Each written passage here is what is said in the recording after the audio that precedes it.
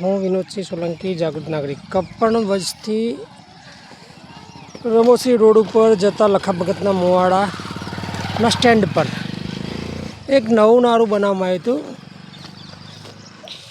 નવા નારા અંદર જુઓ તમે, તંત્રની પહેલાં જ વરસાદની અંદર પોલ ખુલી ગઈ. તંત્ર અને કોન્ટ્રાક્ટરની ભ્રષ્ટાચારની પોલ પહેલાં જ વરસાદની અંદર ખુલી ગઈ છે.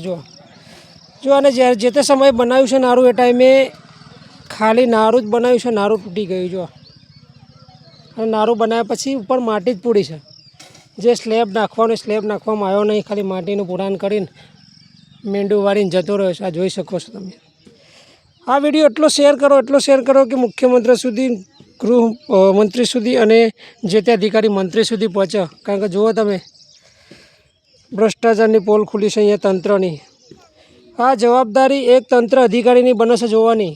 એક નારું નવું બન્યું હોય તેના અંદર વ્યવસ્થિત સ્લેબનું કામ કરવામાં આવ્યું છે. આની અંદર લોખંડ પણ વાપરવામાં નહીં આવ્યું. ખરેખર આ નારું તોડીને જો બતાવવામાં આવે, આ નારાની જો તટસ્થ તપાસ કરવામાં આવે તો આના અંદર 100% લોખંડ વાપરવામાં આવ્યું જ નહીં. ડાયરેક્ટ જ ભરાઈ કરવામાં આવી છે. જોઈ શકો છો તમે.